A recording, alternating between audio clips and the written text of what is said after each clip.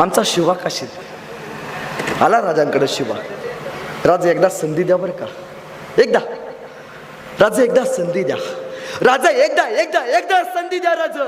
आजपर्यंत राजा शिवा काशीत म्हणून जगलोय, एकदा संधी द्या राजा. शिवाजी महाराज म्हणून मरतो, एकदा मरायची संधी द्या राजा. राजा म्हणाले, अरे कोंडाजी, अरे फिरंगोजी, जातोस काहीतरी करतोस स्वराज्यासाठी? एकदा विचारलं शंभूराजांनी. ओ ह्या कोंढाण्याचा काहीतरी आपण बंदोबस्त केला पाहिजे. तानाजीने तो बंदोबस्त केला. मग जंजिऱ्याचं काय करायचं? मग जंजिऱ्याला काहीतरी बंदोबस्त केला पाहिजे. मग बोलावणं धाडलं. कुणाला? फरजंद येऊन उभा राहिले. कोंडाजी बाबा, नावातच कोंडाजी, शत्रूला कोंडी करून मारणारा कोंडाजी बाबा. विचारले संभाजी महाराजांनी, कोंडाजी बाबा जाता जंजिरावरती, तो सिद्धी करता बंदोबस्त? कोंडाजी बाबा म्हणला जातो. गेला गेला जंजिरावरती, असा गेला तुटून पडला.